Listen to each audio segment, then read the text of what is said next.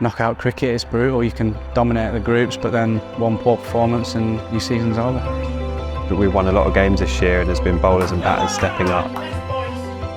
As well, Gloucestershire have never found it easy, and there's another one. That's pulled, and that's gone all the way. Played some great cricket. We won 7 out of 9 games in the tournament, so 50 over cricket, that's pretty impressive. Again, it's an appeal for LBW, it's got him.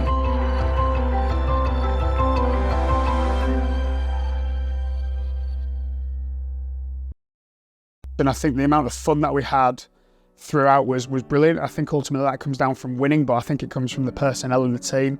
And I suppose it just shows the depth we got in the squad, because we had a fair few players playing in the 100, some coming back to play, some not. It just shows where we are as a club, really. We've won a lot of games this year, and there's been bowlers and batters stepping up. I thought obviously a shout out to Ed Barnard, who was awesome with the bat and ball as well. And OHD again being the top wicket taker in that. We've got people standing up, and also youngsters coming through, learning from our senior players in that competition, but also stepping up and putting in some performances to win us some games. Yeah, like I watched a little bit from afar. I watched someone in Ed Barnard come from Worcester to Warwickshire who, yeah, like anyway, we've all been in a new club, and you want to impress and you want to establish yourself early. I think he really honed himself. He had a fantastic campaign with both bat and ball, and that probably just settled him a little bit. That probably just reaffirmed that, you know, this was the right decision to make the move. And we see a player who is going to play a massive part in both red ball and white ball moving forward. Yeah, I loved it. Obviously, it was a slightly different role, especially with the bat, so I really enjoyed that responsibility, and sort of being a senior player in that team with a few youngsters, I really enjoyed that. And yeah, again, very successful. We smashed the group stage and couldn't quite get past the knockout stage, but again, if you look at all in all, we're in a very good place with it, and like I say, next year hopefully we'll go one step further with that as well.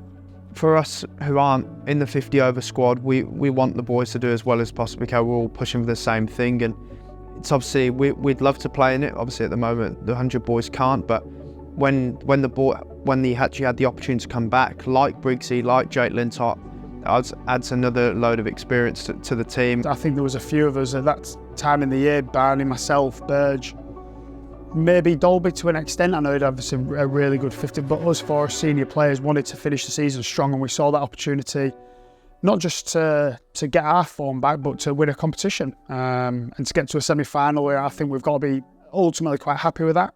But actually it's a benchmark for where we want to get to, and I think the learnings that we can take, the way we've played, we can take into next year. But to see the guys finish so strong, in particular, you know, the three guys, Burge, Ollie and Barney was fantastic. But it just showed how sort of calm the boys were and how clear they were and what they wanted to do.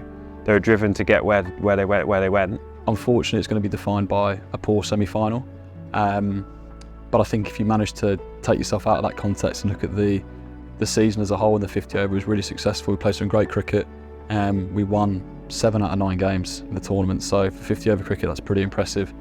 I think now we know that we've sort of got a formula. We've got a pretty consistent team that we think will be around next year, and we put a massive emphasis on trying to win that tournament, and we got one game away from a final, so huge success. But obviously you're only as good as your last performance, and we got pretty heavily defeated, so disappointing, but on a grand scheme of things, pretty successful. You see the members still flock in. The crowds here were amazing at Edgbaston for that, and everywhere we went, actually, we got really good crowds at all the grounds we went to, so it's definitely well supported. And it actually amazes me every time, no matter how far away you are, how many Bears fans there are there. You just hear a U Bears from somewhere, and then look over and see one flag, and you see another flag, and no, it's always great to see. You see the likes of Hamza Sheikh, young players coming through, Ollie and Dolby. You know what I mean? You have a good, as you said there, you have a good blend of youth and experience. And I guess from players like Des trying to help the young lads through, and you're giving the young lads exposure on what men's cricket is like, on what, you know, first team cricket is like, and they can only benefit from that moving forward, as you say. I was quite lucky when I was 18, 19, I was blessed with a lot of experience around me, and that helped me massively. So yeah, I feel like it's not only my duty, but the senior players in this team to do the exact same for the younger players moving through.